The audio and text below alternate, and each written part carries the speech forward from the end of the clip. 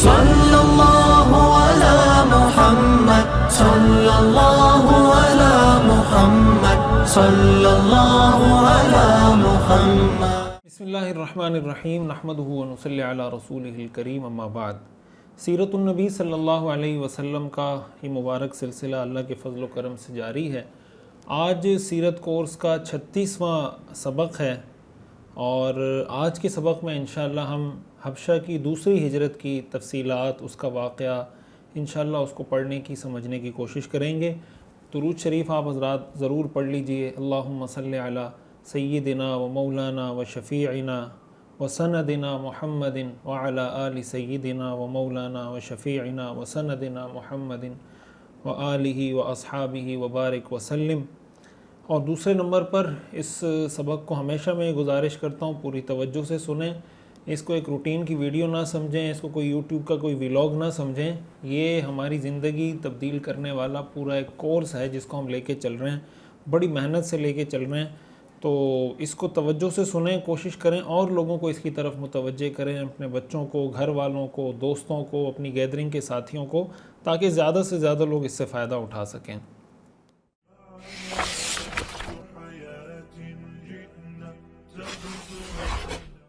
آج کا جو ہمارا ٹاپک ہے وہ حبشہ کی دوسری ہجرت۔ پہلی ہجرت کے بارے میں تفصیل آپ پڑھ چکے کہ مسلمانوں نے ہجرت کی، پھر ان کو پتہ چلا کہ مکہ کے لوگ مسلمان ہو گئے ہیں تو وہ واپس آ گئے۔ اسی دوران حضرت حمزہ رضی اللہ تعالیٰ عنہ بھی مسلمان ہو چکے تھے، حضرت عمر رضی اللہ تعالیٰ عنہ نے بھی اسلام قبول کر لیا تھا۔ تو یہ جو حضرات حبشہ سے ہجرت کر کے آئے ہیں، تو ان لوگوں کو اگرچہ کچھ لوگوں نے پناہ لے کر وہ مکہ میں آئے، لیکن وہ کہتے ہیں نا کہ ان کے کان کھڑے ہو گئے تھے قریش کے سرداروں کے، کہ بھائی انہوں نے کچھ ایسے کام شروع کر دیے ہیں جو ہمارے لیے الارمنگ ہیں۔ تو انہوں نے کوشش کی کہ جہاں جہاں ان کا بس چلتا تھا، کسی کو تکلیف پہنچا سکتے تھے، کسی کو کوئی پریشان کر سکتے تھے، تو وہ سلسلہ انہوں نے کنٹینیو کیا۔ رسول اللہ صلی اللہ علیہ وسلم نے اس موقع پر صحابہ کو دوبارہ اجازت دی کہ بھائی تم دوبارہ حبشہ کی طرف ہجرت کر جاؤ۔ یہ جو ہجرت تھی مسلمانوں کے لیے پہلی ہجرت سے بھی زیادہ تکلیف دہ اور مشقت سے بھری ہوئی تھی، اور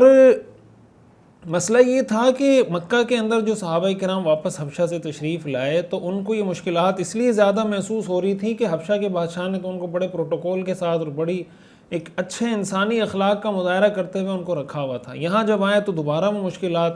ان کو فیس کرنی پڑی، تو دوبارہ رسول اللہ صلی اللہ علیہ وسلم نے ہجرت کی اجازت دی۔ روایت میں آتا ہے کہ جب رسول اللہ صلی اللہ علیہ وسلم نے ہجرت کی اجازت دی تو حضرت عثمان رضی اللہ تعالی عنہ، عثمان بن عفان رضی اللہ عنہ نے حضور صلی اللہ علیہ وسلم سے عرض کیا کہ یا رسول اللہ، حضرت عثمان رضی اللہ تعالیٰ عنہ نے عرض کیا یا رسول اللہ، آپ نہ پہلی ہجرت میں ہمارے ساتھ تھے نہ دوسری ہجرت میں ہمارے ساتھ ہیں۔ تو رسول اللہ صلی اللہ علیہ وسلم نے فرمایا انتم مہاجرون الی اللہ تعالی و الیہ لکم ہاتان الہجرتان جمیعا، کہ بھئی تم اللہ کی طرف اور میری طرف ہجرت کرنے والے ہو، اور تمہارے لیے یہ دونوں ہجرتیں، یعنی یہ دونوں ہجرتیں تمہاری اللہ اور اللہ کے رسول کی وجہ سے ہیں، اس لیے تمہیں اس میں پریشان ہونے کی ضرورت نہیں، یہ تمہارے لیے اجر و ثواب کا باعث ہے۔ تو جب رسول اللہ صلی اللہ علیہ وسلم کی زبان مبارک سے حضرت عثمان نے یہ سنا تو حضرت عثمان نے فرمایا فحسبنا یا رسول اللہ، بس پھر ہمیں کافی ہے، جب آپ کا حکم ہے اور آپ فرما رہے ہیں کہ بھئی جب تم ہجرت کر رہے ہو تو یہ اللہ اور اللہ کے رسول کے لیے ہے، تو جو آپ کا حکم ہم اس پہ قربان۔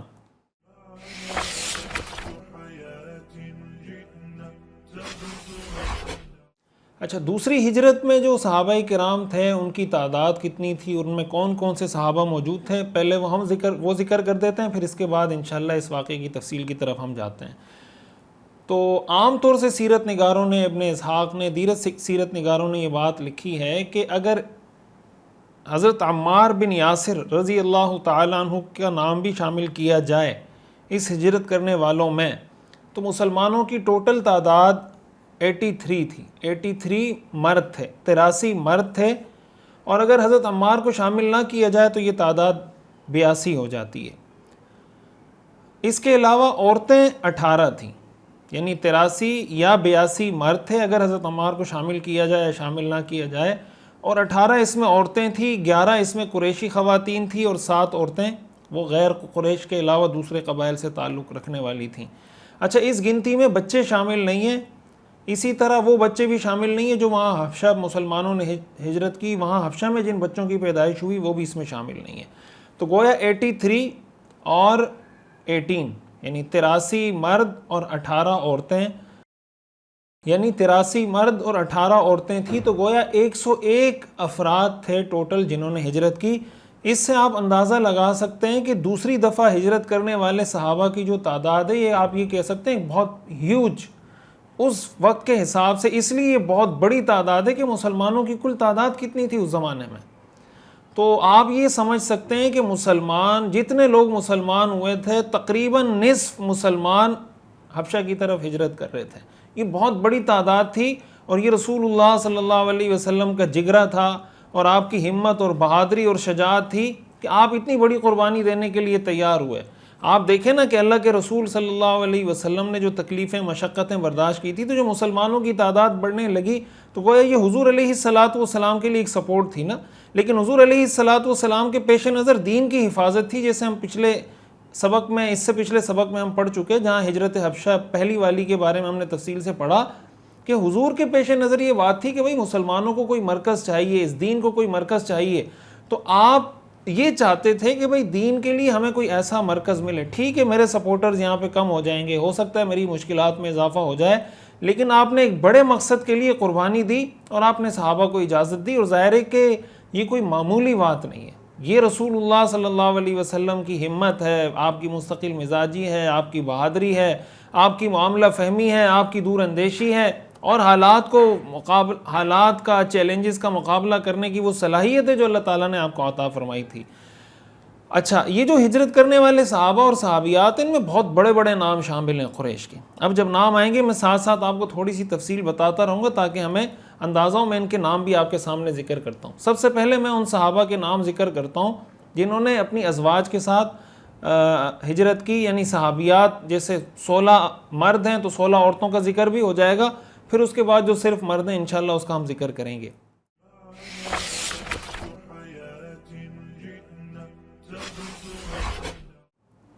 حضرت عثمان رضی اللہ تعالی عنہ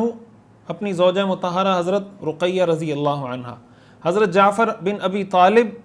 رضی اللہ عنہ اپنی زوجہ حضرت اسماء بنت عمیس رضی اللہ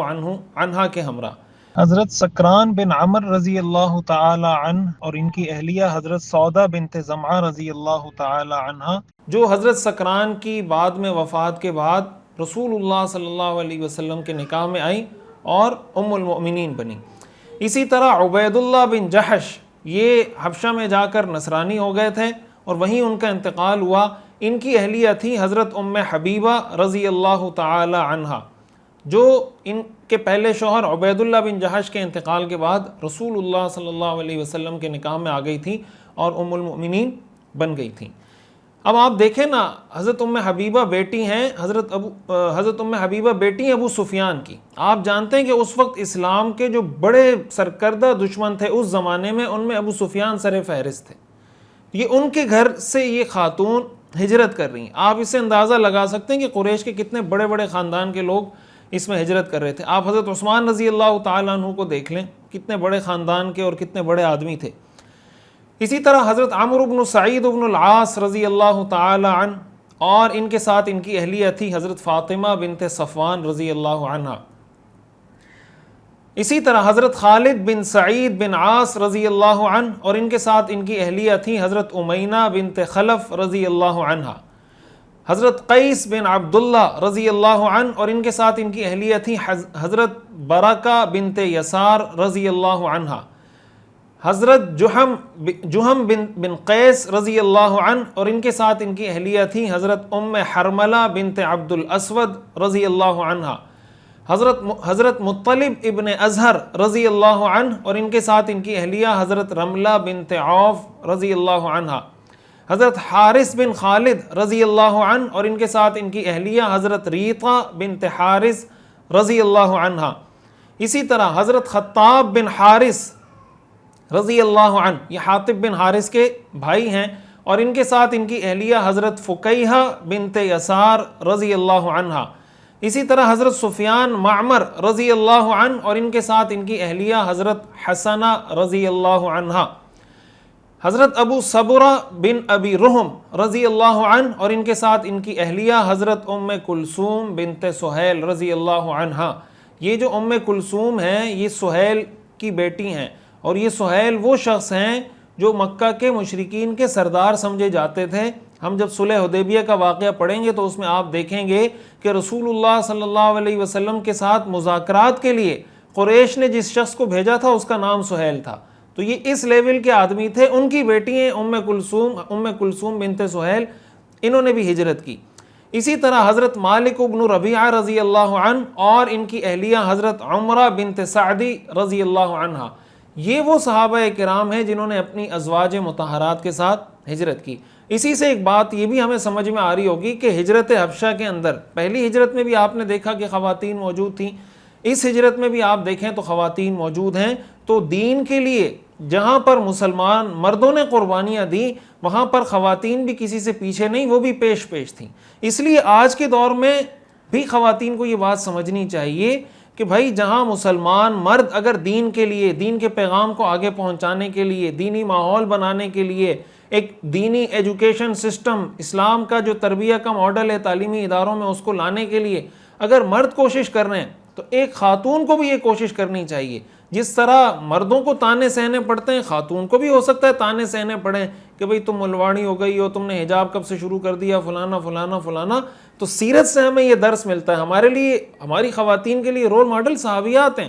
یہ ساری صحابیات ہیں، دیکھیں اپنا گھر بار چھوڑ کے جا رہی ہیں، اپنی جائیدادیں، اپنے والدین، اپنے بہن بھائی، سب کو چھوڑ کے جا رہے ہیں. کیوں؟ صرف ایک اللہ کے نام پر. تو ہماری خواتین کو یہ حوصلہ ہونا چاہیے، یہ پتہ ہونا چاہیے، اپنے بچوں اور بچیوں کی تربیت اس طرح کرنی چاہیے، یہ واقعات ان کو سنانے چاہیے کہ بھئی دیکھیں اس صحابیہ نے بھی ہجرت کی، اس صحابیہ نے بھی ہجرت کی، اس صحابیہ نے بھی ہجرت کی. یہ اس سے ہمیں پتہ چلے گا کہ ہمارے حقیقی ہیروز کون ہیں. اچھا، ہجرت کرنے والی جو صحابیات ہیں ان کی تعداد 18 ہے، لیکن باقی کے نام سیرت کی کتابوں میں موجود نہیں ہیں، تو اس لیے ان 16 کا نام ذکر کیا گیا. اب اس کے بعد میں ان صحابہ کرام کے نام گنواتا ہوں، بتاتا ہوں جو ہجرت حبشہ جو دوسری ہوئی ہے، جو اس میں شریک تھے. اس میں بڑے بڑے نام آپ کے سامنے آئیں گے. حضرت ابو عبیدہ عامر بن الجراح رضی اللہ عنہ، حضرت زبیر بن العوام رضی اللہ عنہ، حضرت عبد الرحمن بن عوف رضی اللہ عنہ. یہ تینوں صحابہ عشرہ مبشرہ میں سے آپ جانتے ہیں. حضرت عبداللہ ابن مسعود رضی اللہ تعالی عنہ، حضرت عتبہ ابن مسعود رضی اللہ عنہ، یہ حضرت عبداللہ ابن مسعود کے بھائی ہیں. اسی طرح حضرت مصعب بن عمیر رضی اللہ عنہ، ان کا واقعہ ہم پہلے پڑھ چکے ہیں کہ مکہ میں سب سے زیادہ جو لگژری لائف اسٹائل تھا وہ ان کا تھا. اس کی تفصیل ہم پہلے پڑھ چکے ہیں. اسی طرح حضرت ابو الروم ابن عمیر رضی اللہ عنہ، یہ حضرت مصعب بن عمیر کے بھائی ہیں. حضرت عامر بن ابی وقاص رضی اللہ تعالی عنہ، حضرت عثمان ابن مظعون رضی اللہ عنہ، حضرت صائب بن عثمان رضی اللہ عنہ، حضرت قدامہ ابن مظعون رضی اللہ عنہ، حضرت عبداللہ ابن مظعون رضی اللہ عنہ. یہ قدامہ اور عبداللہ یہ دونوں صائب ابن عثمان کے چچا ہیں. اسی طرح حضرت عدی بن نزلہ رضی اللہ عنہ،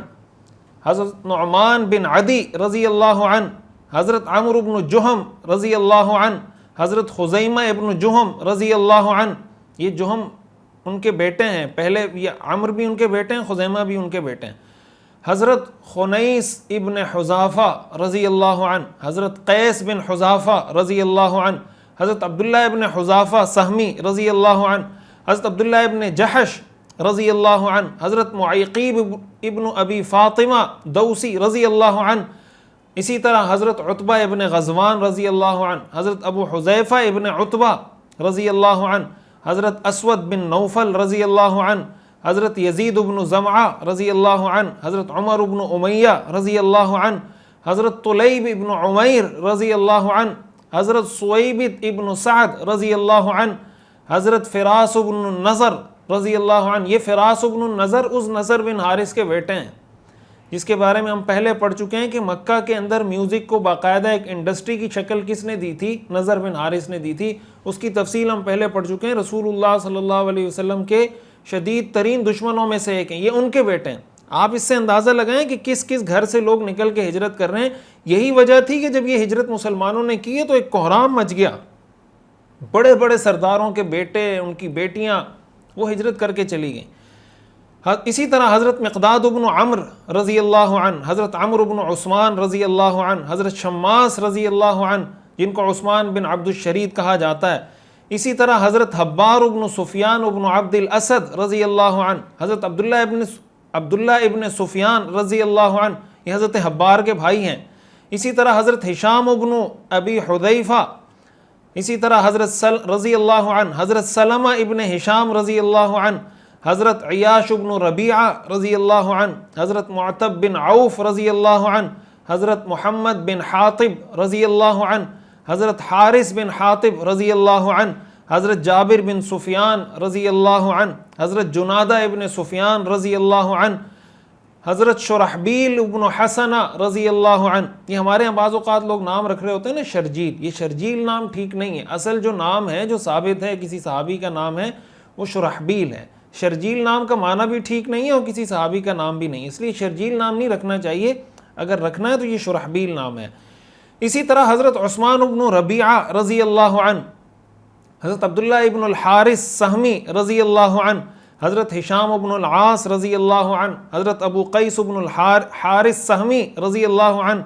اسی طرح حضرت حارث بن الحارث سہمی رضی اللہ عنہ، حضرت معمر بن الحارث رضی اللہ عنہ، حضرت بشر بن الحارث رضی اللہ عنہ، حضرت سعید بن عمرو سہمی رضی اللہ عنہ، حضرت سعید بن الحارث سہمی رضی اللہ عنہ، اسی طرح حضرت صائب بن الحارث سہمی رضی اللہ عنہ،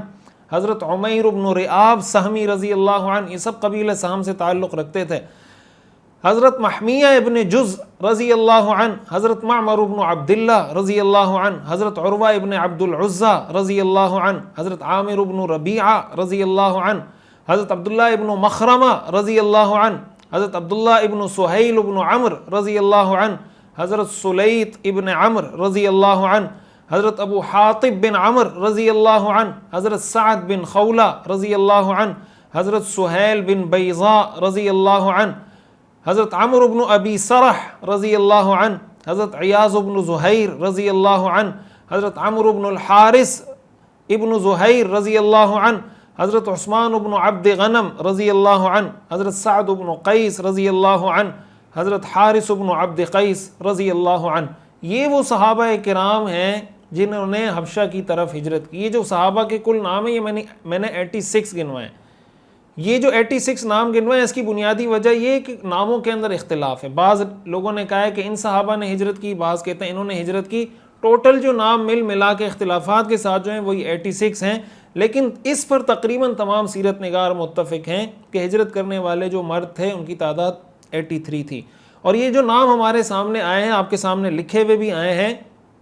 لوگ بعض دفعہ پوچھ رہے ہوتے ہیں نا کہ مفتی صاحب کوئی اچھا سا نام بتا دیں۔ ہمارے ہاں بعض اوقات جب لوگ نام رکھنے جاتے ہیں تو کہتے ہیں کوئی یونیک نام ہونا چاہیے۔ بھائی نام کا یونیک ہونا ضروری نہیں ہے، نام کا ٹھیک ہونا ضروری ہے کہ اس نام کا معنی ٹھیک ہو۔ تو اچھا نام ہونا چاہیے، اور اچھے نام کی بہت ساری علامتیں، ان علامتوں میں سے ایک علامت یہ کہ کسی پیغمبر کے نام پہ رکھ دیں، کسی صحابی کے نام پہ رکھ دیں۔ یہ سارے ماشاءاللہ صحابہ کے نام آپ نے پڑھے، تو آپ سے بھی کوئی پوچھے تو آپ ان ناموں میں سے کوئی نام سجسٹ کرنا چاہیں تو کر سکتے ہیں۔ اسی طرح صحابہ اکرام کی ماشاءاللہ ایک طویل فہرست ہے، اسی طرح صحابیات کی بھی ایک طویل فہرست ہے۔ اچھا، حضرت عمار بن یاسر رضی اللہ تعالیٰ عنہ کے حوالے سے ہم پہلے بتا چکے کہ ان کے نام میں اختلاف ہے کہ انہوں نے ہجرت کی تھی یا نہیں کی تھی۔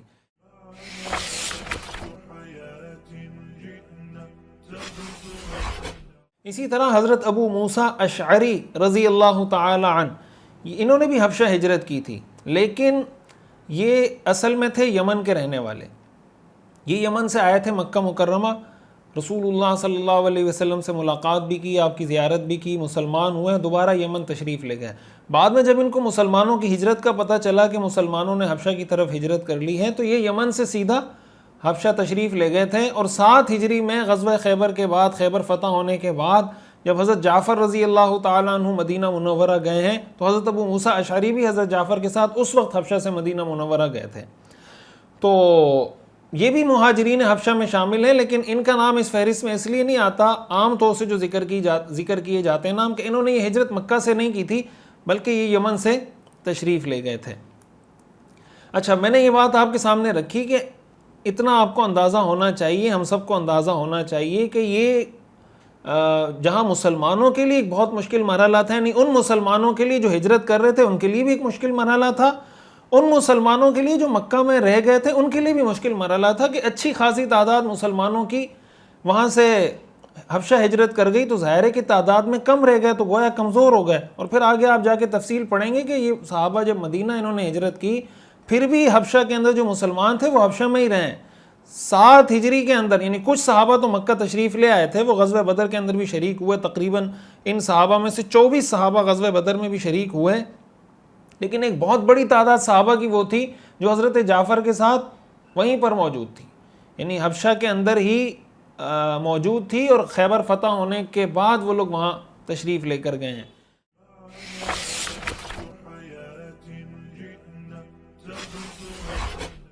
تو ان میں حضرت ام حبیبہ کا نام آپ نے دیکھا، یہ ابو سفیان کی بیٹی تھیں. ابو سفیان اس وقت ظاہر مشرکین کے سردار تھے اور اسلام کے شدید ترین دشمنوں میں سے تھے. حضرت ابو حذیفہ بن عتبہ کا آپ نے نام سنا، یہ عتبہ بن ربیعہ کے بیٹے ہیں. عتبہ بن ربیعہ کی تفصیل بھی آپ پہلے پڑھ چکے ہیں کہ اسلام کے جو بڑے بڑے دشمن تھے ان میں ایک عتبہ بن ربیعہ تھا. اسی طرح سہیل بن عمر کا میں نے آپ کو بتایا کہ ام کلثوم بنت سہیل اور عبداللہ بن سہیل اور سہلہ بنت سہیل، یہ 3 لوگ سہیل کے گھر سے انہوں نے ہجرت کی ہے. نضر بن حارث کے بیٹے کا میں نے بتایا حضرت فراس بن نضر کے، یہ نضر بن حارث کے بیٹے تھے. ہشام بن عاص بن وائل کا آپ نے دیکھا کہ یہ عاص بن وائل کے بیٹے ہیں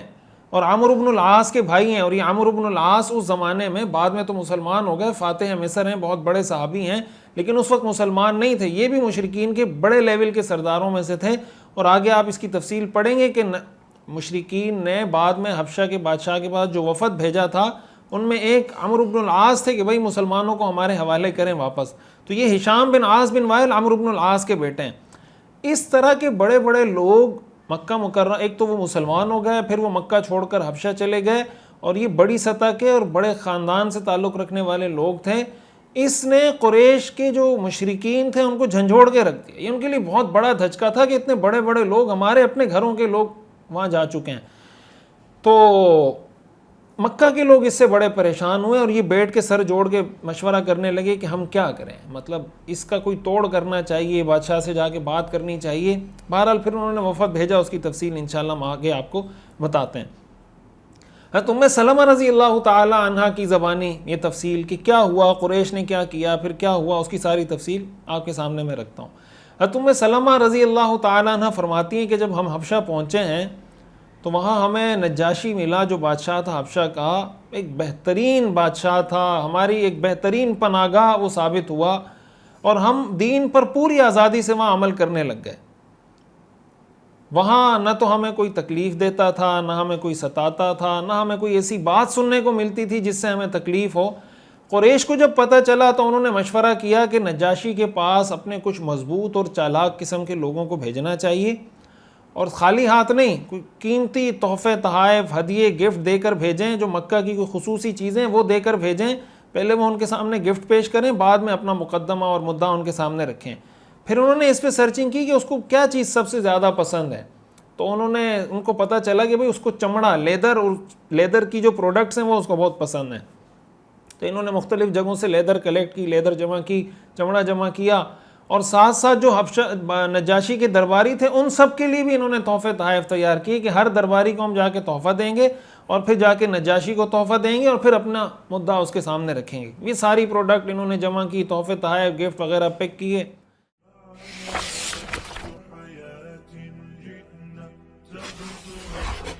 دو لوگوں کی قریش کے لوگوں نے، آپ سمجھیں کہ ان کو تشکیل کر دی، ان کو اپنا سفیر بنایا. ایک ڈیلیگیشن، ایک عام عبداللہ بن ابی ربیعہ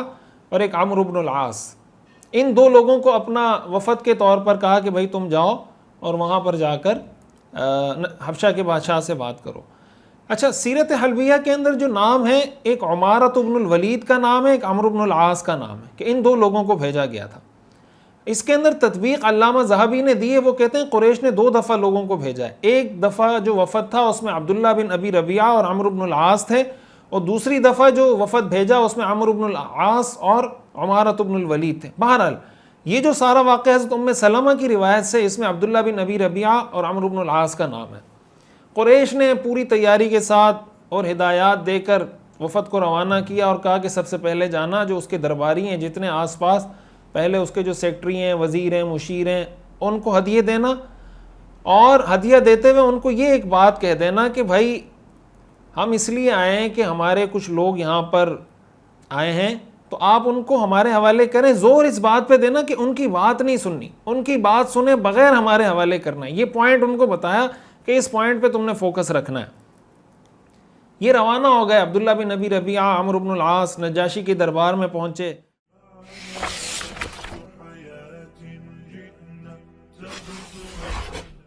تو پہلے درباریوں کو تحفے دینا شروع کیے، اور جب درباریوں کو تحفے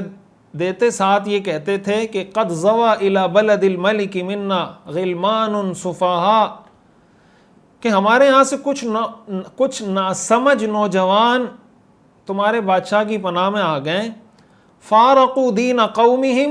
انہوں نے اپنی قوم کے دین کو بھی چھوڑ دیا ہے۔ وَلَمْ يَدْخُلُوا فِي دِينِكُمْ، اور تمہارے دین میں بھی داخل نہیں ہوئے۔ وَجَاءُوا بِدِينٍ مُبْتَدِعٍ، اور ایک نیا دین انہوں نے گھڑ لیا ہے۔ لَا نَعْرِفُهُ نَحْنُ وَلَا أَنْتُمْ، ایسا دین لے کر آئے جس کا نہ ہمیں کچھ پتہ نہ تمہیں پتہ، یعنی اپنے آباء و اجداد کا دین بھی چھوڑ دیا، تمہارے دین میں بھی داخل نہیں ہوئے، ایک نیا دین لے کر آئے، تم بھی نہیں جانتے، ہم بھی نہیں جانتے۔ اور آگے کہنے لگے کہ ہم ان کے قریبی رشتہ دار ہیں، ہم ان کے قبائل کے بڑے لوگ ہیں، ہمیں وہاں کے لوگوں نے اتفاق رائے سے یہاں بھیجا ہے تاکہ آپ یہ لوگ ہمارے حوالے کریں۔ ہم ان کے حالات سے اچھی طرح واقف ہیں، ہم جانتے ہیں کہ انہوں نے کیا کیا سنگین غلطیاں کی ہیں۔ بس آپ سے اتنی ہم گزارش کرنا چاہتے ہیں کہ جب ہم بادشاہ کے سامنے اس معاملے میں بات کریں تو تم ہماری سپورٹ کرنا، اور بادشاہ کو یہ کہنا کہ بھائی ان کو بات چیت کا موقع دیے بغیر ہمارے حوالے کر دیں۔ انہوں نے کہا ٹھیک ہے، ان کو تحفے تحائف دیے ہوئے تھے، وہ کیا کہتے ہیں آگے سے۔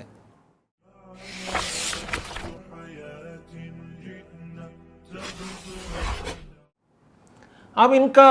اگلا سٹیپ تھا جو انہوں نے اسٹریٹجی بنائی ہوئی تھی، نجاشی کے پاس گئے، نجاشی کو تحفے تحائف دیے، وہ یہ تحفے تحائف اس کی فیوریٹ چیزیں تھیں جو یہ لے کر گئے تھے، تو وہ بڑا خوش ہو گیا۔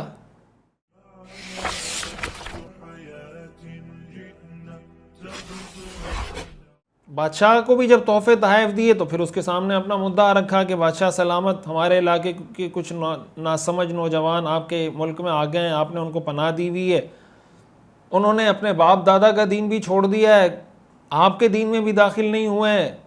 ایسا دین انہوں نے گھڑا ہے جس کو نہ آپ جانتے ہیں نہ ہم جانتے ہیں، اور ہم ان کے قبیلے کے معزز لوگ ہیں، ان کے حالات سے بھی واقف ہیں، ان کو ہمیں پتہ بھی ہے کہ انہوں نے کیا گڑبڑ کیا غلطیاں کی ہیں، لہٰذا آپ ان کو ہمارے حوالے کر دیں۔ جو سب سے مشکل ٹاسک تھا جو میں نے بتایا نا کہ ان کا جو مین پوائنٹ تھا وہ یہ تھا کہ ان کو سنے بغیر، ان کا مدعا، ان کا موقف، ان کا پوائنٹ آف ویو سنے بغیر ان کو ہمارے ہینڈ اوور کریں۔ تو اسی پر ان کا فوکس تھا۔ یہ بات انہوں نے بادشاہ سے بھی کی۔ جب بادشاہ کے سامنے بات رکھی تو درباری تو پہلے ہی تحفے تحائف لے چکے تھے، سب نے کہا کہ بادشاہ سلامت جو بات انہوں نے کی ہے عبداللہ بن ابی ربیعہ اور عمرو بن العاص نے، تو نمک حلالی انہوں نے کرنی تھی۔ وہ کہنے لگے صدقاً ایھا الملک، بادشاہ سلامت انہوں نے جو بات کی بالکل بہترین بات کی ہے۔ قومہم اعلی بہم عینا واعلم بما عابوا علیہم فاسلمہم الیہما۔ وہ کہنے لگے کہ یہ لوگ جو آئے ہوئے ہیں یہ اپنی قوم کے لوگوں کو زیادہ بہتر جانتے ہیں کہ ان کی کیا کیا بات غلط ہے، ان کے کیا کیا مسائل ہیں، اور انہوں نے وہاں پہ جا کے ان کو مطلب کہاں کہاں ان کو کرٹیسائز کیا یا ان پہ تنقید کی، لہٰذا آپ ان کے حوالے کر دیں، ہم ان سے اتفاق کرتے ہیں، آپ ان کے حوالے کر دیں، یہ چلے جائیں اپنے قبیلے میں، اپنے ملک میں، یہ جانیں ان کے ملک اور ان کے قبیلے والے جانیں، آپ ان کو ہینڈ اوور کر دیں۔ نجاشی نے یہ سنا تو روایت میں آتا ہے کہ وہ غصہ آ گیا اس کو کہ بھئی یہ کیا تماشا ہے۔ اس نے کہا اللہ کی قسم ایسا نہیں ہو سکتا، میں انہیں ان دونوں کے حوالے نہیں کروں گا۔ یہ کیسے ہو سکتا ہے کہ وہ لوگ جو میرے ملک میں پناہ لے چکے ہیں، میرے ملک میں رہائش اختیار کر چکے ہیں، جنہوں نے ساری دنیا کے لوگوں کے مقابلے میں مجھے اپنا محافظ سمجھا، میں ان کو بلائے بغیر، ان کا موقف سنے بغیر کیسے کسی اور کے حوالے کر دوں ان کو؟ ایسا ہرگز نہیں ہو سکتا۔ اگر واقعی میں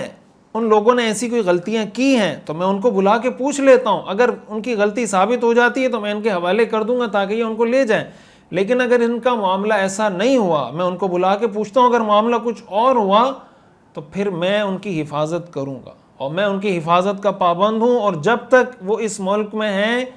ان کو کوئی آنچ نہیں آنے دوں گا، اور ان کی حفاظت کرنا، ان کے ساتھ اچھا سلوک کرنا، یہ میں اپنی ذمہ داری اور اپنا فرض سمجھتا ہوں۔ ظاہر ہے کہ یہ ان کے لیے ایک قیامت تھی کہ بھائی یہ کیا ہو گیا، ہمارا تو سارا فوکس اس ایک پوائنٹ پہ تھا کہ اس لیے کہ مسلمانوں کی بات جب سنیں گے تو کیسے ہو سکتا ہے کہ حق بات سنیں اور اثر نہ ہو۔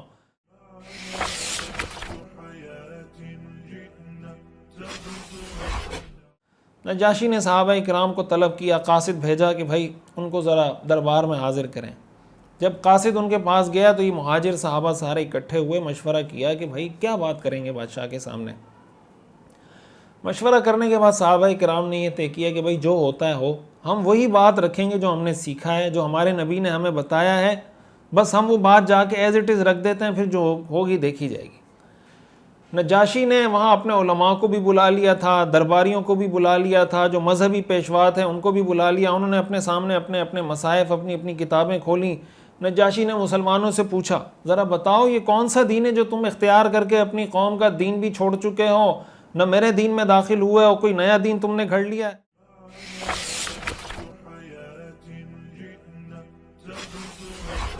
حضرت جعفر بن ابی طالب رضی اللہ تعالیٰ عنہ صحابہ میں موجود تھے، تو صحابہ نے ان کو آگے کیا، وہی آگے بڑھے اور بڑے پر اعتماد لہجے میں انہوں نے اپنی بات کا آغاز کیا اور کہنے لگے، ایھا الملک، بادشاہ سلامت، کننا قوما اہل جاہلیہ، ہم جاہلیت میں گم لوگ تھے، جاہلیت کے اندھیروں میں گم تھے، نعبد الاصنام، بتوں کی عبادت کرتے تھے، ونأکل المیتہ، مردار کھایا کرتے تھے، ونأتی الفواحش، فحاشی اور بے حیائی کے کاموں میں مبتلا تھے، ونقطع الارحام، اور رشتہ داروں کے ساتھ رشتے ناتے توڑ رکھے تھے، ونسیء الجوار، اور ہم بہت برے پڑوسی تھے، وَيَأْكُلُ الْقَوِيُّ مِنَّا الضَّعِيفَ، اور ہم میں جو طاقتور ہوتا تھا اس کا جس کمزور پہ بس چلتا تھا اس کمزور کو دبا کے اس کا مال ہڑپ کر جاتا تھا۔ كُنَّا عَلَى ذَلِكَ، یہ ہمارے حالات تھے، حَتَّى بَعَثَ اللَّهُ إِلَيْنَا رَسُولًا مِنَّا، یہاں تک کہ اللہ نے ہم ہی میں سے ایک شخص کو رسول بنا کر بھیجا، نعرف نسبہ وصدقہ وامانتہ وعفافہ، ہم اس کے نسب کو بھی، اس کے خاندان کو بھی اچھی طرح جانتے ہیں، ہم اس کی سچائی کے بھی گواہ ہیں، ہم اس کی امانت داری کو بھی بہت اچھی طرح جان چکے ہیں، اس کی پاک دامنی کے بھی ہم سب گواہ ہیں، اچھی طرح ہم ان کو جانتے ہیں۔ فدعانا الی اللہ، انہوں نے ہمیں اللہ کی طرف بلایا، لنوحدہ، تاکہ ہم صرف اسی کو خدا مانیں، ونعبدہ، اور اسی کی عبادت کریں، وَنَخْلَعُ مَا كُنَّا نَعْبُدُ نَحْنُ وَآبَاؤُنَا مِن دُونِهِ، اور اس کے علاوہ جتنے بتوں کی ہم یا ہمارے باپ دادا عبادت کرتے تھے ان سب سے اعلان برات کریں، پتھروں سے،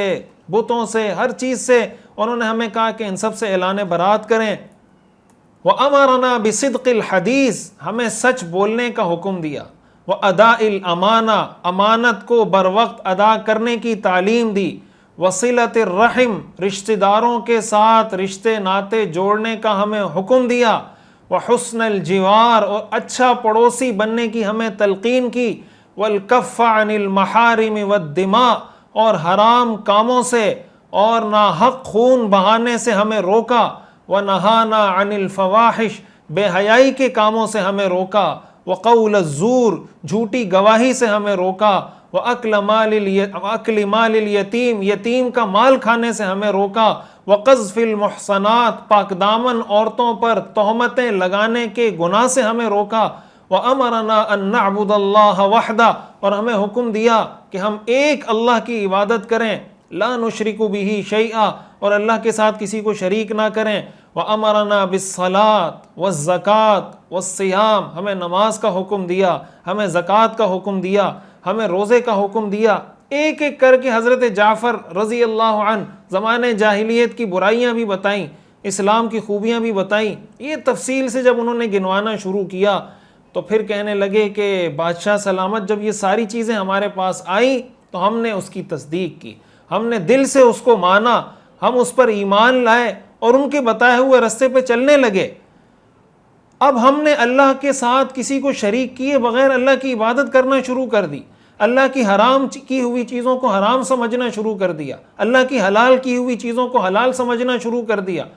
یہی ہمارا گناہ تھا جس کی وجہ سے ہماری قوم نے ہم پہ ظلم بھی کیا، ہمیں ستایا بھی، اور ہمیں اس دین سے پھیرنے کے لیے جو ان کے بس میں سختی تھی وہ انہوں نے ہمارے ساتھ برتی، ہمیں دوبارہ بت پرستی پر مجبور کیا گیا، دوبارہ اس گندگی کو یہ ہم پہ مسلط کرنا چاہتے تھے جس سے ہمارے پیغمبر نے ہمیں نجات دلائی تھی۔ جب ان کا ظلم حد سے بڑھ گیا اور ہمیں ہمارے دین پر چلنے سے ہی انہوں نے روکنے کی کوشش کی، تب ہم آپ کے ملک کی طرف ہجرت کر کے آئے ہیں۔ ہم نے آپ کو دوسروں پر ترجیح دی ہے، ہم نے آپ کے پاس آ کر پناہ لی ہے، اور ہم اس امید سے یہاں آئے ہیں کہ آپ کے ملک میں اور آپ کی بادشاہت میں ہم پہ ظلم نہیں ہوگا۔ حضرت جعفر طیار رضی اللہ تعالیٰ عنہ نے جب یہ خطاب کیا، جب یہ اپنا پورا مقدمہ مدعا پیش کیا، نجاشی یہ ساری باتیں سن رہا ہے، یہ سارا جو قریش کا وفد ہے یہ بھی سن رہے ہیں، ان کو پتہ تھا کہ اب معاملات خراب ہو گئے۔ نجاشی نے کہا اچھا تمہارے پاس تمہارے نبی پہ جو قرآن جو کلام نازل ہوا ہے کیا تمہارے پاس اس میں سے کچھ ہے؟ میرے سامنے ذرا پڑھو۔ حضرت جعفر رضی اللہ تعالیٰ عنہ نے فرمایا جی بالکل، ہمارے پاس اللہ کا نازل کردہ کلام موجود ہے۔ نجاشی نے کہا سناؤ۔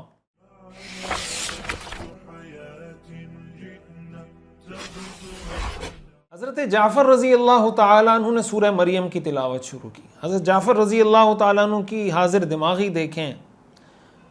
کہ حضرت سورہ مریم آپ جانتے ہیں اس میں حضرت عیسیٰ علیہ السلام کا بڑا تفصیلی تذکرہ ہے، حضرت مریم علیہ السلام کا بڑا تفصیلی تذکرہ ہے۔ وَاذْكُرْ فِي الْكِتَابِ مَرْيَمَ إِذِ انْتَبَذَتْ مِنْ أَهْلِهَا مَكَانًا شَرْقِيًّا فَاتَّخَذَتْ مِنْ دُونِهِمْ حِجَابًا فَأَرْسَلْنَا إِلَيْهَا رُوحَنَا فَتَمَثَّلَ لَهَا بَشَرًا سَوِيًّا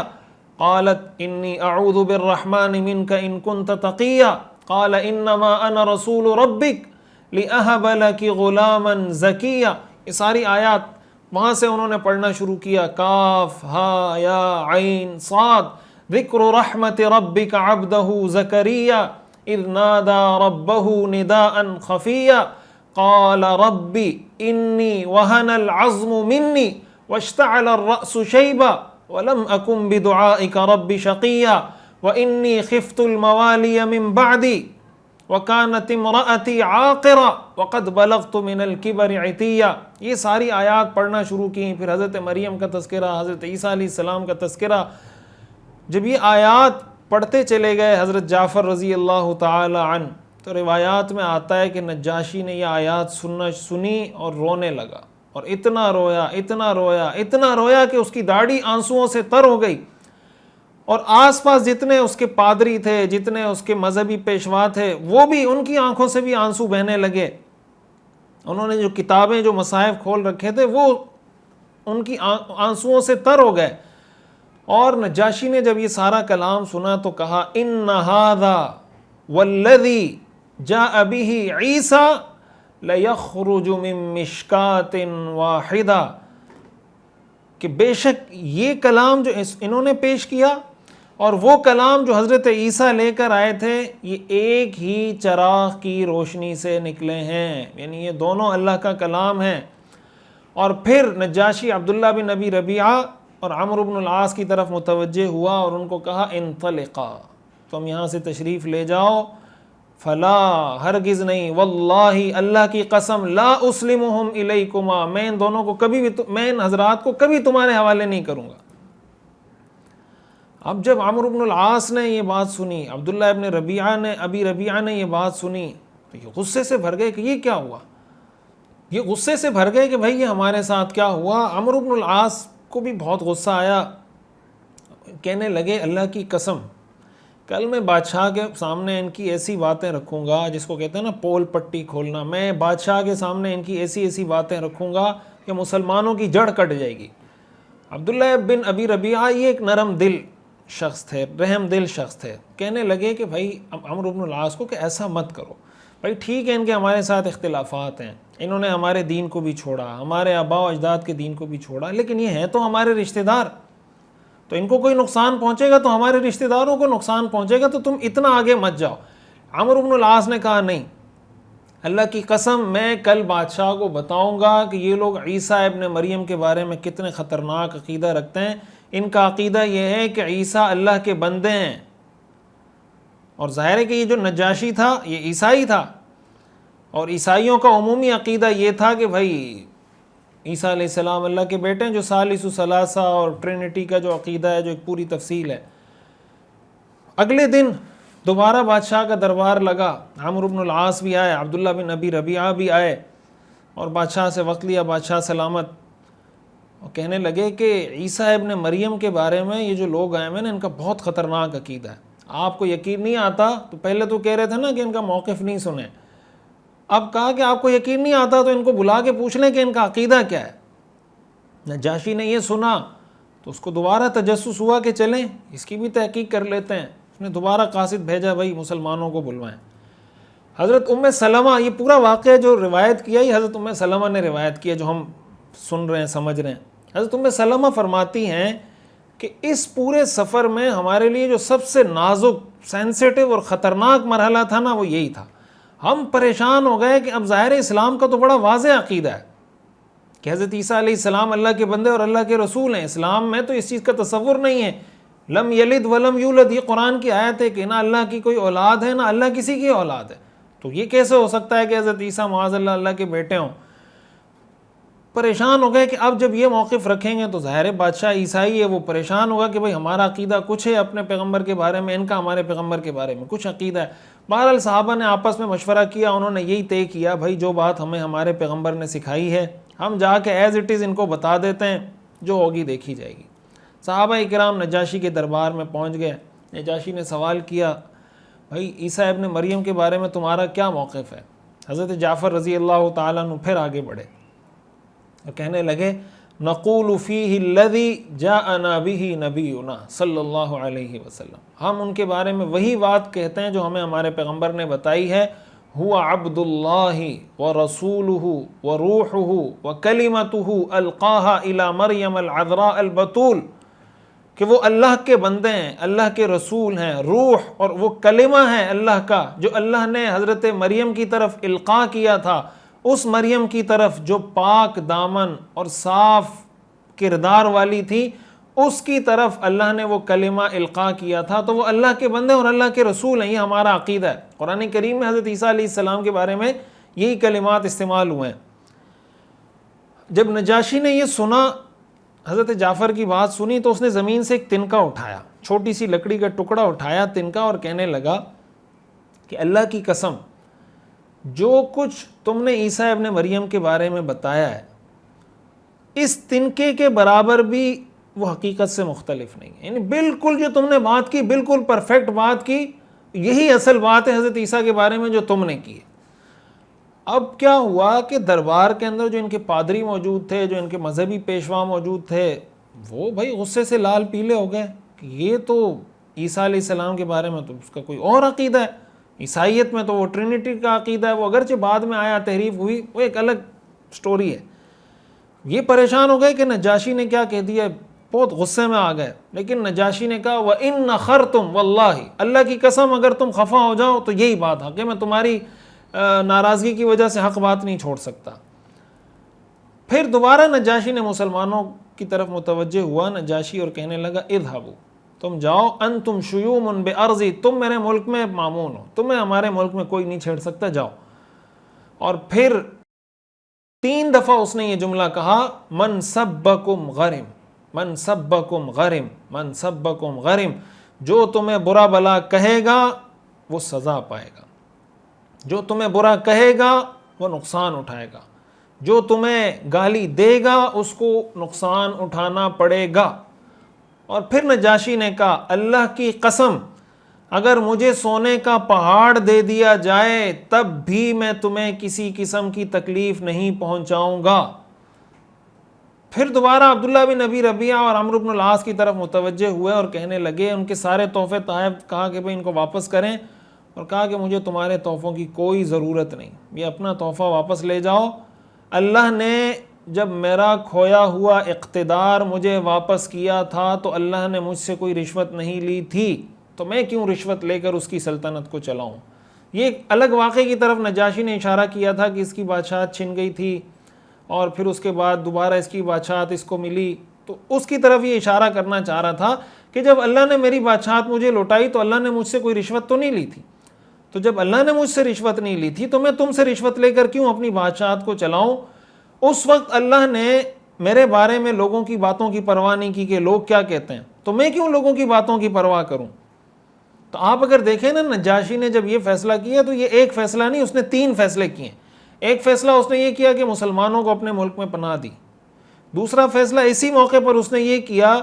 کہ آپ پہلے ہم پڑھ چکے ہیں کہ حبشہ کے لوگ اور قریش کے لوگ، ان کے آپس میں تجارتی تعلقات تھے، قریش کے لوگ یہاں آتے تھے تجارت کے لیے۔ یہ فیصلہ در حقیقت آپ یہ کہہ سکتے ہیں کہ گویا اس تجارتی تعلقات کو ختم کرنے کی صورت تھی کہ بھئی ہمارے تمہارے ساتھ تجارتی تعلقات ختم، اگر تم اس وجہ سے ختم کرتے ہو تو میری طرف سے ختم۔ اور تیسرے نمبر پر جو سب سے خطرناک فیصلہ تھا نجاشی کا، وہ یہ کہ گویا وہ مسلمان ہو گیا تھا۔ مسلمان اس لیے ہو گیا کہ اس نے ان سارے عقائد کی تصدیق کی جو عقائد قرآن کے اندر بیان ہوئے، اور آگے ان کے اسلام کا واقعہ بھی ہم تفصیل سے آپ کے سامنے رکھتے ہیں۔ تو یہ نجاشی نے یہ بہت مشکل فیصلہ لیا اور ان کو کہا کہ بھئی تم یہاں سے چلے جاؤ۔ حضرت ام سلمہ رضی اللہ تعالیٰ عنہ فرماتی ہیں کہ جب وہ یہاں سے چلے گئے تو پھر ہم حبشہ میں مکمل امن کے ساتھ، سکون کے ساتھ اپنی زندگی گزارنے لگے، اور ہمیں کسی قسم کی کوئی تکلیف، کوئی پریشانی اس کا سامنا نہیں کرنا پڑا۔ جس طرح ہمیں ستایا جاتا تھا، مکہ کے اندر تکلیف دی جاتی تھی، ہم بڑے سکون سے وہاں رہنے لگے۔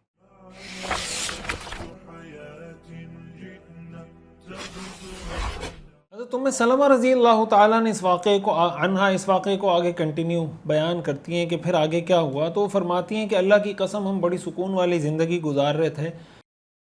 اچانک ہمیں ایک دن پتہ چلا کہ حبشہ کے ایک شخص نے نجاشی کے اقتدار کو چیلنج کر کے اس کے خلاف بغاوت کر کے جنگ چھیڑ دی ہے۔ ام سلمہ فرماتی ہیں واللہ ہمیں کبھی بھی اتنی پریشانی نہیں ہوئی تھی حبشہ میں رہتے ہوئے جو پریشانی ہمیں اس موقع پر اس خبر کو سن کر ہوئی، اور ہمیں یہ ڈر تھا کہ اگر وہ شخص جنگ جیت جاتا ہے اور غالب آ جاتا ہے تو نجاشی کو تو ہمارے بارے میں بھی پتہ ہے، ہمارے دین کے بارے میں بھی پتہ ہے، اور ان کے ساتھ ہمارے سارے معاملات کلیئر ہو گئے ہیں، تو اگر وہ بادشاہ بن جاتا ہے تو پھر ہمارا کیا بنے گا۔ تو حضرت ام سلمہ فرماتی ہیں ہم بہت زیادہ پریشان تھے۔ نجاشی نے اپنی فوج لی، بغاوت کو کچلنے کے لیے نکل پڑا، بیچ میں دریا حائل تھا، مسلمان بے چین تھے، آپس میں مشورہ کیا کہ بھائی وہاں کسی کو بھیج کر ذرا حالات معلوم کرتے ہیں کہ کیا چل رہا ہے۔ تو جب وہاں پر یہ اس پہ مشورہ ہوا تو حضرت زبیر بن عوام رضی اللہ تعالیٰ عنہ یہ سب سے کم عمر تھے، انہوں نے کہا میں چلا جاتا ہوں۔ انہوں نے کیا کیا، ایک مشکیزہ پھلایا، اس میں ہوا بھری، اس کو اپنے سینے پہ باندھا، اور جیسے آج کل ہمارے یہاں لائف جیکٹ ہوتی ہے نا، جب سمندر میں، دریا میں یا ویسی تیراکی کر رہے ہوتے ہیں تو لائف جیکٹس پہن کے کر رہے ہوتے ہیں، تو گویا یہ اس زمانے کی لائف جیکٹ آپ سمجھ لیں۔ مشکیزہ پھلایا، اس کو سینے پہ باندھا، اور تیرتے ہوئے وہ وہاں اس جگہ پر جا کے خبر معلوم کرنے کی کوشش کی، وہاں پہ پہنچے اور واپس تشریف لائے۔ ام سلمہ فرماتی ہیں مسلسل نجاشی کی فتح کے لیے دعائیں کر رہے تھے کہ اللہ نجاشی کو فتح عطا فرما، نجاشی کو فتح عطا فرما، اس کے اقتدار کو مضبوط فرما، اس کی سلطنت کو مضبوط فرما۔ حضرت زبیر بن العوام رضی اللہ تعالیٰ عنہ صورتحال معلوم کر کے واپس آیا تو خوشی سے کپڑا لہراتے ہوئے آئے اور پکارنے لگے الا ابشروا، بھائی خوش ہو جاؤ، فقد ظفر النجاشی، کہ نجاشی کامیاب ہو گیا، اس کو فتح مل گئی، وَأَهْلَكَ اللَّهُ عَدُوَّهُ، اللہ نے اس کے دشمن کو ہلاک کر دیا، وَمَكَّنَ لَهُ فِي الْبِلَادِ فِي بِلَادِ، اور اس کے ملک میں اس کو مزید مضبوط اقتدار اور استحکام دے دیا۔ حضرت ام سلمہ فرماتی ہیں اللہ کی قسم ہمیں اس پورے سٹے کے دوران کسی بات پہ اتنی خوشی نہیں ہوئی تھی جتنی خوشی ہمیں اس خبر کو سن کر ہوئی کہ نجاشی کو اللہ تعالیٰ نے فتح دی، اور اس دن کو ہم نے سیلیبریٹ کیا، منایا خوشی کی وجہ سے کہ بھئی یہ فتح ان کو حاصل ہوئی اور دشمن ہلاک ہو گیا اور حبشہ نجاشی کے قابو میں دوبارہ آ گیا۔ تو یہ حضرت ام سلمہ رضی اللہ تعالیٰ عنہ کی روایت ہے کہ پھر مسلمان وہاں پر مقیم رہے، اور ایک طویل عرصہ مسلمان یہاں پہ مقیم رہے۔ اس کے بعد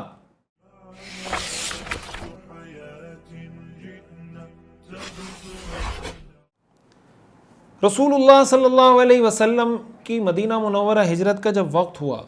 تو ان میں سے اکثر حضرات نے خبر سنتے ہی حبشہ سے مدینہ منورہ ہجرت کر لی۔ یہی وجہ ہے کہ ان حضرات میں سے، یعنی حبشہ کی طرف ہجرت کرنے والے حضرات میں سے 24 حضرات باقاعدہ غزوہ بدر میں شریک ہوئے ہیں۔ ظاہر ہے کہ غزوہ بدر تو مدینہ میں ہوا ہے، تو یہ حبشہ سے، اور حبشہ بر اعظم افریقہ میں، ہم پہلے نقشے میں آپ کو بتا چکے ہیں، ہم دوبارہ آپ کو نقشے سے بتا دیں گے کہ حبشہ سے مدینہ اینیمیشن کے ذریعے بتا دیں گے تاکہ آپ کو سمجھ میں آ جائے۔ باقی جو حضرات تھے یہ حضرت جعفر رضی اللہ تعالیٰ عنہ کے ساتھ حبشہ میں رہے، اور 7 ہجری یعنی ہجرت کے 7ویں سال مدینہ منورہ ہجرت کرنے کے بعد جتنے غزوات ہوئے، غزوہ بدر، احد وغیرہ وغیرہ، 7 ہجری میں جب خیبر فتح ہوا ہے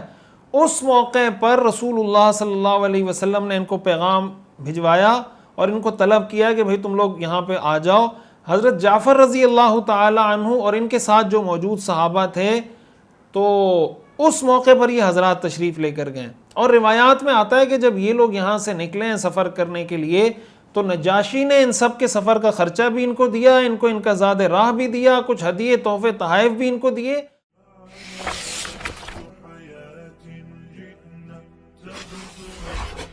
اور ساتھ ایک قاصد بھی بھیجا کہ میں نے تمہارے ساتھ جو جو معاملہ کیا ہے اس سب کی اطلاع اور کارگزاری جا کے رسول اللہ صلی اللہ علیہ وسلم کی خدمت میں پیش کر دینا، اور ان کو میری طرف سے یہ پیغام دے دینا کہ میں اس بات کی گواہی دیتا ہوں کہ اللہ کے سوا کوئی معبود نہیں، اور اس بات کی گواہی دیتا ہوں کہ آپ بلا شبہ اللہ کے رسول ہیں، اور آپ سے یہ درخواست کرتا ہوں کہ میرے لیے مغفرت کی دعا فرمائیں۔ یہ نجاشی گویا نجاشی کے اسلام کا بڑا واضح اس کے اندر اعلان تھا کہ بھائی میں مسلمان ہو گیا ہوں، اور اتنا ان کا اکرام کیا کہ واپس جاتے ہوئے ان کو تحفے تحائف بھی دیے اور قاصد بھی ساتھ بھیجا، اور رسول اللہ صلی اللہ علیہ وسلم کو بتلایا کہ میں مسلمان ہو چکا ہوں۔ تو اس سے ہمیں یہ بات بھی معلوم ہو گئی کہ نجاشی نے اسلام بھی قبول کیا۔ کچھ عرصے تک انہوں نے اپنے اسلام کو خفیہ رکھا تھا، لیکن بعد میں اپنی قوم کے سامنے اس کو واضح بھی کیا، اور قوم اس وجہ سے ان کے خلاف کھڑی بھی ہوئی، ان کے خلاف گویا ایک طرح سے بغاوت بھی ہوئی۔ اور جب وہ بغاوت ہونے لگی تو انہوں نے حضرت جعفر رضی اللہ تعالیٰ عنہ کو بلوا کر باقاعدہ کہا کہ بھائی تم اپنی کشتیاں میں تمہارے لیے تیار کروا رہا ہوں، تم کشتیوں میں بیٹھو، اگر ان سے جنگ جیت جاتا ہوں، ان پہ غالب آ جاتا ہوں تو تم حبشہ واپس آ جانا اور یہاں سکون سے رہنا، لیکن اگر یہ مجھ پہ غالب آ جاتے ہیں تو تمہاری کشتیاں ریڈی ہوں گی، تم نکل جانا، پھر تمہاری مرضی، تم جس ملک میں جانا چاہو۔ لیکن بہرحال یہ اس ملک کے اندر انہوں نے یعنی اسلام بھی قبول کیا، اور حضرت جعفر رضی اللہ تعالیٰ عنہ کو ایک طرح سے خبردار بھی کیا کہ بھائی کچھ بھی ہو سکتا ہے۔ بعد میں روایات میں آتا ہے کہ جب نجاشی کا انتقال ہوا تو رسول اللہ صلی اللہ علیہ وسلم نے مدینہ منورہ سے نجاشی کی باقاعدہ غائبانہ نماز جنازہ ادا کی، اور آپ علیہ الصلاۃ والسلام نے نجاشی کے لیے مغفرت کی دعا کی، اور بعض روایات میں آتا ہے کہ آپ نے فرمایا کہ آج کے دن ایک نیک انسان کا انتقال ہوا ہے، لہٰذا تم اٹھو اور اس کی نماز جنازہ پڑھو اور اس کے لیے مغفرت کی دعا کرو۔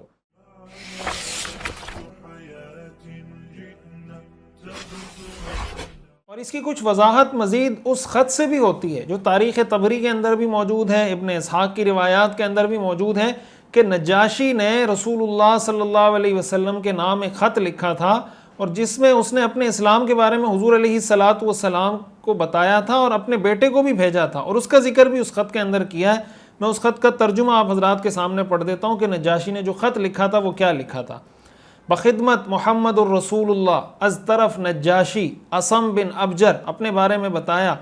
تجھ پر اے اللہ کے نبی سلام اور اللہ کی رحمت اور برکتیں، اس اللہ کی جس کے سوا کوئی معبود نہیں اور جس نے مجھے اسلام کی ہدایت دی۔ یا رسول اللہ، آپ کا خط مجھے ملا جس میں حضرت عیسیٰ کا ذکر تھا، زمین اور آسمان کے مالک کی قسم، آپ کی بیان کردہ چیز سے حضرت عیسیٰ رتی بھر بھی زیادہ نہیں ہیں، وہ ویسے ہی تھے جیسے آپ نے بیان فرمایا ہے۔ ہم نے آپ کے بھیجے ہوئے لوگوں کا تعارف حاصل کیا، آپ کے چچا زاد بھائی اور ان کے ساتھیوں کی مہمان نوازی کی، اور میں اقرار کرتا ہوں کہ آپ اللہ کے سچے اور تصدیق یافتہ رسول ہیں۔ میں نے آپ کے چچا زاد بھائی اور اس کے ساتھیوں کی بیعت اور اس کے ہاتھوں رب العالمین کے سامنے اطاعت سے اپنے سر کو جھکا دیا ہے۔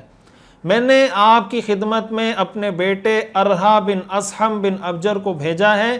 کیونکہ میں اپنی ذات کے سوا کسی کا مالک نہیں۔ اگر آپ چاہیں کہ میں آپ کے پاس آ جاؤں تو میں آ جاؤں گا، کیونکہ میں اقرار کرتا ہوں کہ جو آپ فرماتے ہیں وہ حق ہے۔ یہ وہ خط ہے جو تاریخ کی کتابوں کے اندر موجود ہے جو نجاشی نے رسول اللہ صلی اللہ علیہ وسلم کو لکھا تھا۔ یہی وجہ ہے کہ رسول اللہ صلی اللہ علیہ وسلم نے ان کی غائبانہ نماز جنازہ بھی ادا کی، 4 تکبیرات پڑھ کر آپ نے ان کی نماز جنازہ پڑھی۔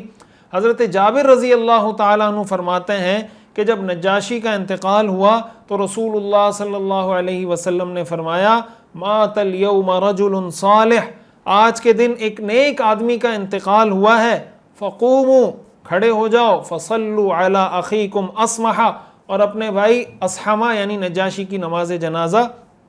ادا کرو۔ روایات سے یہ معلوم ہوتا ہے کہ 9 ہجری کے اندر نجاشی کا انتقال ہوا، اور بعض روایات سے یہ معلوم ہوتا ہے کہ فتح مکہ سے پہلے ان کا انتقال ہو گیا تھا۔ بہرحال یہ پورا ہجرت حبشہ کا وہ واقعہ تھا کہ حبشہ کی ہجرت کیسے ہوئی، کن کن لوگوں نے کی، وہاں نجاشی کا معاملہ کیا ہوا، قریش نے کن لوگوں کا وفد بھیجا، وفد کی کیا بات چیت ہوئی، مسلمانوں کی طرف سے کیا بات چیت ہوئی، یہ سارا وہ پس منظر تھا ہجرت حبشہ کا، جو دوسری ہجرت ہوئی تھی، اور اس کے اندر جو واقعات پیش آئے تھے وہ آج کے سبق میں ہم نے سمجھے ہیں۔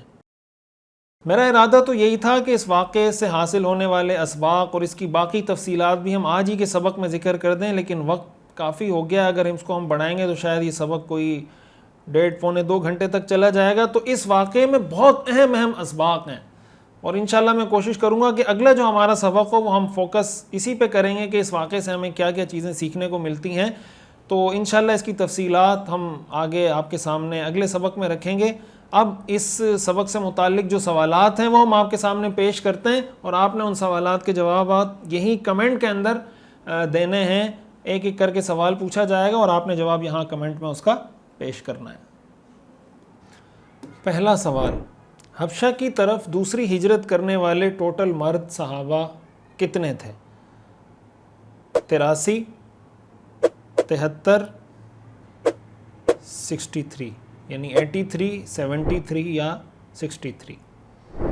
حبشہ کی طرف ہجرت کرنے والی کل صحابیات کتنی تھیں؟ 18، 28 یا 40؟ کیا ہجرت کرنے والے سارے صحابہ اور صحابیات کمزور خاندانوں سے تعلق رکھتے تھے؟ جی ہاں، جی نہیں۔ حبشہ کی دوسری ہجرت میں 10 مبشرہ میں سے کتنے صحابہ موجود تھے؟ 4، 5 یا 6؟ حضرت ابو موسیٰ اشعری رضی اللہ عنہ نے حبشہ کی طرف کہاں سے ہجرت کی تھی؟ مکہ مکرمہ، یمن، شام؟ قریش نے کن 2 لوگوں کا وفد نجاشی کے پاس بھیجا تھا؟ نضر بن حارث اور عتبہ بن ربیعہ، اسود بن مطلب اور ولید بن امیہ، یا عبداللہ بن ابی ربیعہ اور عمرو بن العاص؟ نجاشی کے سامنے مسلمانوں کا مقدمہ کس صحابی نے بہترین انداز میں پیش کیا؟ حضرت ابو عبیدہ رضی اللہ عنہ، حضرت عثمان بن عفان رضی اللہ عنہ، یا پھر حضرت جعفر بن ابی طالب رضی اللہ عنہ؟ کیا نجاشی نے اسلام قبول کر لیا تھا؟ جی ہاں، جی نہیں۔ حضرت جعفر رضی اللہ عنہ نے نجاشی کے سامنے کون سی سورت تلاوت کی تھی؟ سورہ طٰہٰ، سورہ مریم، یا پھر سورہ فاتحہ؟ حضرت جعفر رضی اللہ عنہ اپنے ساتھیوں کے ہمراہ کب مدینہ منورہ واپس گئے؟ 7 ہجری، 8 ہجری، 9 ہجری؟ وآخر دعوانا ان الحمد للہ رب العالمین۔